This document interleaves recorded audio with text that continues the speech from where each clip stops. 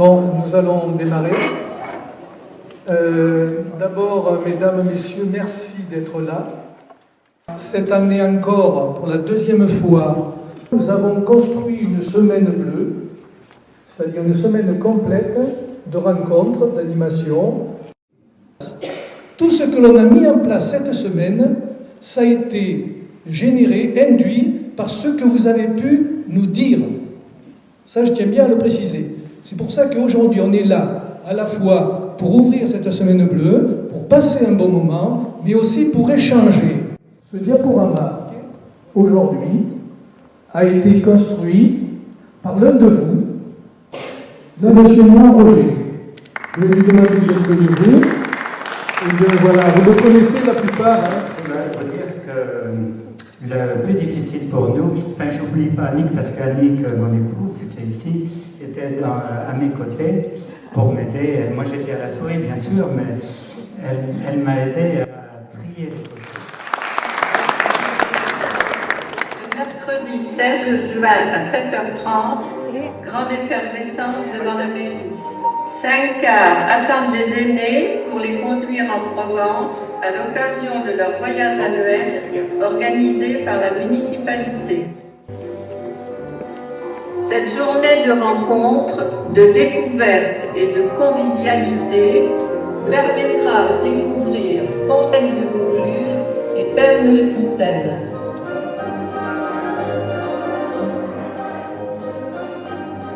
Et cet après-midi, nous avons les souvenirs mêlés.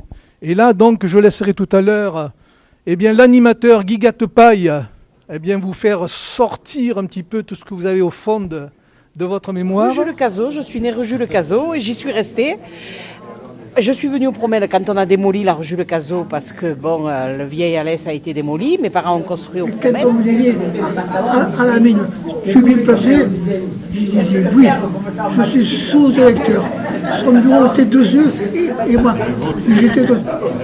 Mais je voulais sortir, j'ai dit j'irai à Rome travailler. Et travailler toujours chez les religieuses. Et ma maman, elle a dit ah non. Elle a dit si tu vas à Rome. Elle a dit je viendrai, je te couperai la tête et je te ramènerai en Sardaigne. Gros repas. Gros repas, gros. Gros. D'accord, alors. De famille, gros repas de famille. Voilà. Donc j'étais chauffeur du colonel et c'était la guerre là-bas en Algérie. Et nous, je ne sais pas comment il se débrouille, le colonel, on arrivait toujours les derniers. Avant de partir, il me disait toujours « Laisse chauffer le moteur, petit, laisse chauffer le moteur ». Et on arrivait toujours après la bataille. Hein. Mais je vais vous remettre ce document pour que vous puissiez le garder. Voilà. Ça va. Allez,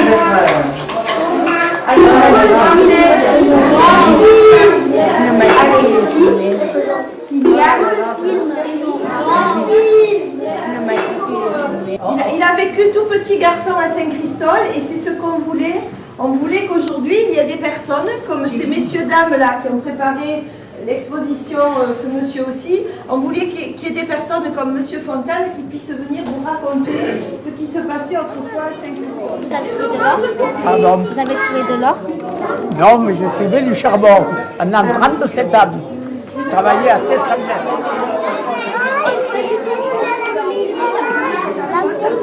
Ça existait l'école avant?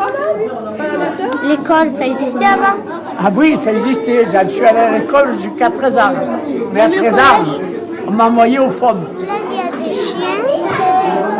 Des chiens, là. Là, il y a... Au-delà, encore. 80. Encore. 99. 91.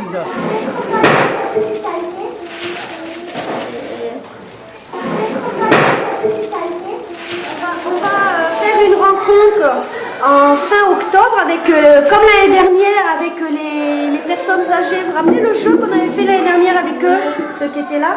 Sinon, ils ne savent pas écrire, donc on va mettre leurs photos dessus, leur nom, et ils feront.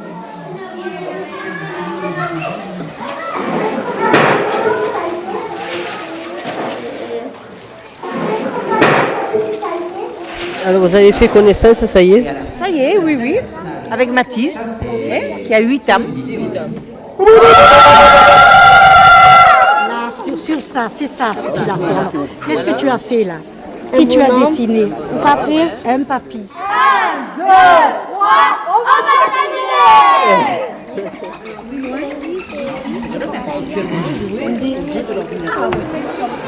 Il y a un accent quand même.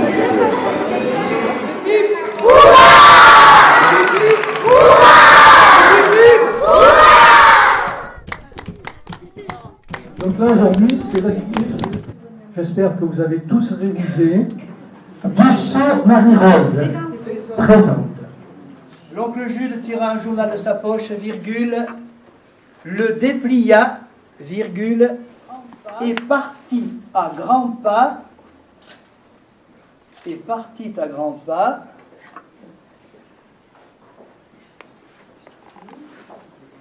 vers les cabinets.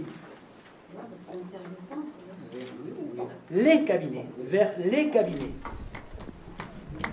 Virgule. À grands pas vers.